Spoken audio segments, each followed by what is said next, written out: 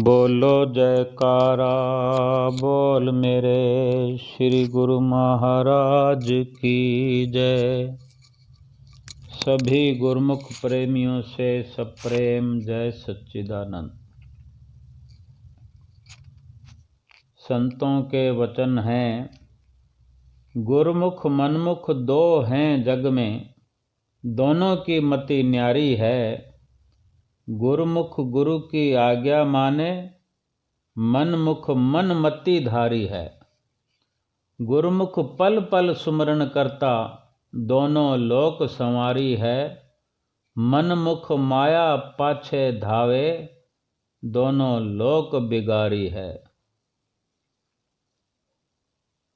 एक गुरुमुख सत्संगी पुरुष तथा एक संसारी मनमुख पुरुष की रहनी तथा उसके परिणाम में ये अंतर बतलाया है संतों महापुरुषों ने कि मनमुख पुरुष मन के कहने पर चलकर जीवन भर माया और माया के समानों तथा शरीर इंद्रियों के रसों के पीछे दौड़ता रहता है, भागता रहता है और नतीजतन परिणाम क्या होता है? जीवन भर दुखी, अशांत, परेशान रहता है। और ठीक इसके विपरीत, इसके उलट जो गुरुमुख होते हैं, जो गुरुमुख हैं, आप जैसे सत्संगी पुरुष हैं, सतगुरु के वचन मानकर नाम भक्ति की कमाई में लगे रहते हैं और नतीजतन यानी क्या परिणाम होता है कि हर वक्त सुखी और आनंदित रहते हैं। गुरु अर्जुन देव जी महाराज भी अपनी वाणी में फरमाते हैं, गुरुमुख सुखिया मनमुख दुखिया, गुरुमुख सन्मुख मनमुख वे मुखिया। गुरुमुख पुरुष सदैव सुखी रहता है, जबकि मनमुख सदैव दुखी रहता है। क्यों? क्योंकि गुरुमुख सदा सतगुरु के सम्मुख रहता है।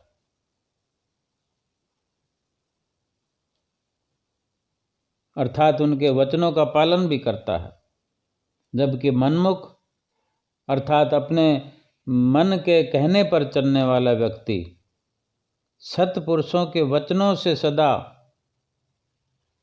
विमुख रहता है, दूर रखता है, उसको अच्छा नहीं लगता।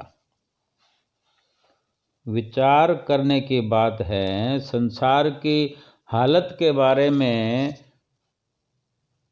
संत महापुरुष जो बयान करते हैं, हमें जो पता लगता है संतों के सत्संग में जाने से, उनकी रहनुमाई में रहने से, ये आदमी जो है, ये इंसान जो है, अपने आप में बड़ा अजीब है, अपने आप में एक तर्क है। जो इस इंसान को दुनिया में मिला है, जो इसके पास है, वो दिखाई देता ही नहीं, और जो नहीं है केवल वही दिख जाता है, वही दिखता रहता है कि ये क्यों नहीं है। ये बड़ी अजीब विडंबना है इस आदमी की। जैसे हमारा कोई दांत टूट जाए, हमारी जिभा जो है बार बार वहाँ खालीपन में, जहाँ वो दांत नहीं है, वहीं पर बार बार जाके जिभा टकरती रहेगी, वहाँ पर बार बार जाएगी। जब तक दांत था तब तक उस दांत को नहीं छूती थी, उसका कोई प्रयोजन नहीं था, उसे वहाँ नहीं जाती थी जीभ। अब खाली जगह को जाकर बार बार टटोलती है कि कहाँ गया, दांत क्यों नहीं है यहाँ पर। हम अपनी जीभ को अगर कंट्रोल भी करना चाहें तो नहीं कर पाएंगे, वो वहाँ जरूर जाएगी, वहाँ तसल्ली करेगी, दांत आया तो नहीं, क्या आएगा। ऐसे ही इस आदमी का मन है, खाली जगहों को टटोलता रहता है।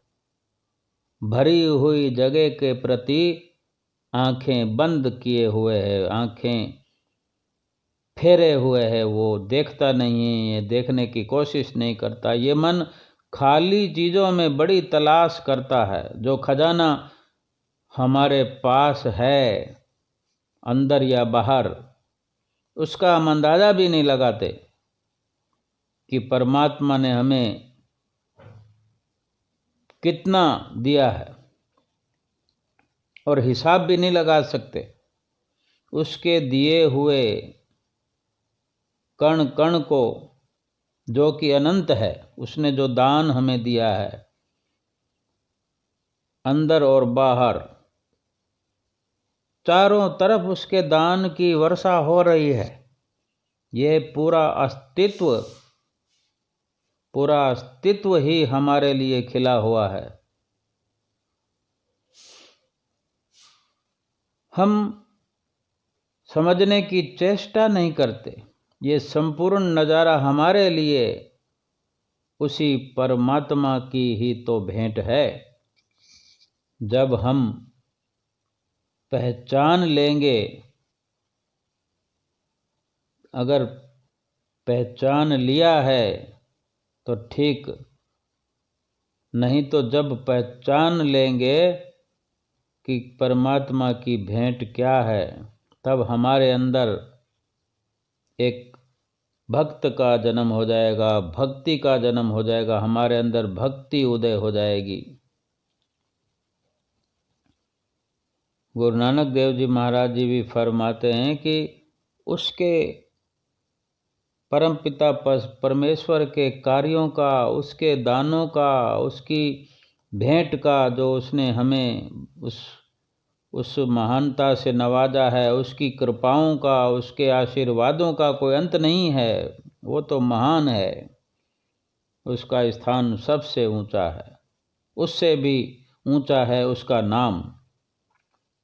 अब हम विचार करें, उसका नाम उससे भी ऊंचा कैसे हो गया? हम सब जीवन यात्रियों के लिए उसके नाम का सहारा ही सबसे ऊंचा है, क्योंकि उसके नाम के सहारे से ही हम उस तक पहुंच पाएंगे। दूसरा कोई आसान रास्ता नहीं है। उसका नाम छूट गया तो उस तक पहुंचने के सब रास्ते बंद। उसके नाम को हृदय में बसाने का एक ही तरीका है, वो है प्रेम और सिमरन। इस रास्ते के बिना ये भक्ति वाला रास्ता तय नहीं किया जा सकता। केवल नाम ही, और नाम के द्वारा ही हमारे श्री सतगुरुदेव महाराज जी हर वक़्त हमारे अंग संग हैं, हमारे साथ हैं। सूक्ष्म रूप से, शब्द रूप में, हमारे रोम रोम के अंदर जो हमें एहसास होता है, उस नाम का सुमरन करने से, उसी शब्द रूप में, उसी सिमरन में, उसी के जरिए हर वक़्त श्री सतगुरुदेव महाराज जी हमारे साथ अंग संग हैं और रहेंगे। एक 20-25 साल पहले की पंचम पातशाही गुरु महाराज जी की एक लीला है। एक माता जी ने जो सुनाया ये वाकया, तो ये महात्मा जी ने सत्संग के रूप में वर्णन किया। उन्हीं का वर्णित किया हुआ ये वाकया है। श्री पंचम पातशाही गुरु महाराज जी की लीला है कि माता जी बताती थीं कि उनका जो परिवार है, परिवार के जितने भी लोग हैं, सब के सब श्री गुरु महाराज जी के सहारे उनका परिवार चलता है। श्री गुरु महाराज जी का ही उनको हर वक्त सहारा रहता है और उन्हीं के सहारे हर वक्त वो सब परिवार वाले गुरुमुख प्रेमी आनंद मगन रहते हैं और नाम का जाप, सुमरन, नित्य नेम सब के सब करते हैं। एक समय का वाकया उन्होंने बताया माता जी ने कि उनका बेटा विदेश में रहता था जब, तो वहाँ उसके बेटे का एक्सीडेंट हो गया और एक्सीडेंट में बहुत चोटें आई, जगह जगह टाँके भी लगे और दोनों टांगों में तो रॉड्स डालनी पड़ी। और ऐसी दशा थी डॉक्टरों के हिसाब से कि ना जाने क्या होगा, बच पाएगा कि नहीं। माता को जैसे पता लगता है सारा हाल, नाम जपते हुए अपने इष्ट देव हजूर गुरु महाराज जी, उस वक़्त पंचम पातशाही गुरु महाराज जी रूप में सिंहासन पर विराजमान थे। तो ये सारा दुख का वाकया उस माता ने अपने श्री गुरु महाराज जी के श्री चरणों में बयान किया। पंचम पातशाही गुरु महाराज जी ने फरमाया कि तुम नाम जपती रहो, चिंता मत करो, तुम्हें चिंता करने की ज़रूरत नहीं है, तुम नाम जपते रहो और उन डॉक्टर्स को कहो कि टांगों के अंदर से वो रोड्स निकाल दे। उस माता ने डॉक्टर्स को बुलाकर कहा कि आप ये रोड्स, जो टांगों में रोड डली हुई है, वो रोड निकाल दीजिए। डॉक्टर सुनकर हैरान हुए कि आप क्या कह रही हैं। इस वक्त तो ये जो ज़रूरी था इसलिए ये सब किया गया कि अगर रोड्स अब निकाल ली गई तो पहले से ही तो कुछ कह नहीं सकते कि क्या होगा। अगर रोड्स निकालने के लिए फिर से ऑपरेशन किया तो रोड्स निकालते हुए या रोड्स निकालने के बाद क्या होगा मालूम नहीं। तो वो माता जी कहती हैं कि रोड निकालने के बाद में क्या होगा वो मुझे मालूम है, आप रोड्स निकाल दीजिए। तो डॉक्टर्स रोड निकालने को तैयार हुए और कुछ जो ज़रूरी कागजात पे दस्तखत करवाने होते तो उस वक़्त वो माता जी ने और उनके भगत जी ने दस्तखत कर दिए, जिस फॉर्म में लिखा था कि अगर रोड्स निकालते वक़्त या निकालने के बाद में अगर कुछ हुआ, कोई बड़ी प्रॉब्लम हुई, तो उसके लिए ना हम डॉक्टर्स लोग, ना स्टाफ, ना ये अस्पताल, किसी की कोई जिम्मेवारी नहीं होगी। और उन पर उन्होंने साइन कर दिए, भगत जी ने और माता जी ने, और रोड्स निकाल दी गई। रोड्स निकालने के बाद में धीरे धीरे वो लड़का, माता जी का बेटा, ठीक होने लगा और उसको जल्दी ही वो लड़का बेहोशी से होश में भी आया और सिमरन करते हुए आंखें खोली, यानी ठीक होता चला गया धीरे धीरे, और नाम का सुमरन चलता रहा, और धीरे धीरे कुछ ही दिनों में वो ठीक होते होते होते ठीक हो गया और चलने फिरने लगा। आज भी वो लड़का चलता फिरता है, अपनी कार भी चलाता है। इस तरह श्री गुरु महाराज जी शब्द रूप में, सिमरन में हमारी कब कितनी सहायता करते हैं हम सोच भी नहीं सकते। ऐसा उस लड़के का उच्चारण था मुख से, मेरी आस यही अरदास यही, और दिल में सदा तेरा प्यार रहे, चित कभी न डावा डोल हो, एक रस हो दरबार रहे। कि हर वक्त हमारी ये आस बनी रहे, ये विश्वास बना रहे, और अपने दिल में गुरु का प्यार बना रहे, और सुरती हर वक्त श्री चरणों में लगी रहे, श्री दरबार में एक रस होकर।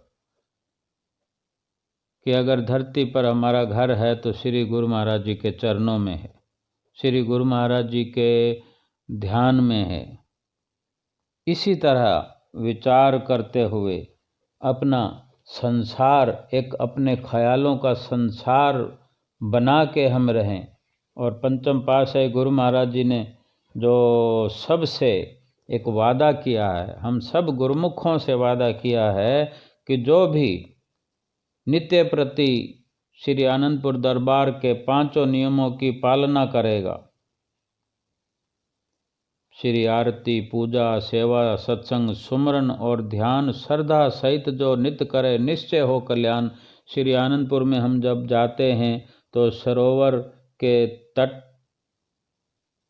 पर जो पुल के साथ जो बड़ा गेट बना हुआ है, जिसके नीचे से होकर गुजरते हैं और श्री मंदिर जी में आरती करने के लिए जाते हैं, उस बड़े गेट के ऊपर जो इतना कोई 30-40 फुट ऊंचा गेट बना हुआ है, उस गेट के ऊपर बड़े बड़े अक्षरों में लिखा हुआ है, श्री आरती, पूजा, सेवा, सत्संग, सुमरन और ध्यान श्रद्धा सहित जो नित्य करे, निश्चय हो कल्याण। श्रद्धा के बहुत बड़े मायने हैं। श्री आरती पूजा तो हम करते हैं, अगर श्रद्धा से करें, श्रद्धा से करेंगे, उसमें लगन से करेंगे, कर तो रहे ही हैं, अगर उसको लगन से करेंगे, मन लगा के करेंगे, तो उसका फायदा सैकड़ों हजारों गुना बढ़ जाता है। और श्री गुरु महाराज जी के फरमाए एक एक वचन को ध्यान से उस पर अमल करें। तीसरी पातशाही गुरु महाराज जी के समय से जो 1 घंटा भजन सुमरन की जो हमें हिदायत मिली है, आज हुजूर गुरु महाराज जी छठी पातशाही जी जो हमें हर वक्त प्रेरणा देते रहते हैं, नित्य प्रति देते रहते हैं, सुबह शाम हमें हिदायत करते रहते हैं कि सुमरन करना है, नित्य नियम करने हैं, हमारे भले के लिए कहते हैं। हम उनकी आज्ञा पालन करते हुए 5 नियमों की पालना करें और 1 घंटा नित्य प्रति सिमरन करें। और कोई ज़्यादा करना चाहता है तो वो तो अपने फायदे की बात है, लेकिन गुरुमुख का कर्तव्य है कि गुरु के मुख से जो वचन हमको सुनने को मिले, उसको पूरा प्रयास करके उस पर अमल करेंगे तो गुरु महाराज जी शब्द रूप में हमारे साथ हर वक्त अंग संग रहकर हमारी सहायता करेंगे, कर रहे हैं, करते रहेंगे। लोक परलोक तक भी हमारा जिम्मा ले लिया है उन्होंने, तो हमें अवश्य ही ये लाभ वाला काम करना चाहिए जो हमें इस लोक में भी सुखी बनाता है और परलोक भी हमारा सुहेला करता है। ये हमारे श्री गुरु महाराज जी का जो आशीर्वाद है ये हर वक्त हम प्राप्त करते रहें और उनकी प्रसन्नता को भी प्राप्त करते रहें। बोलो जयकारा बोल मेरे श्री गुरु महाराज की जय।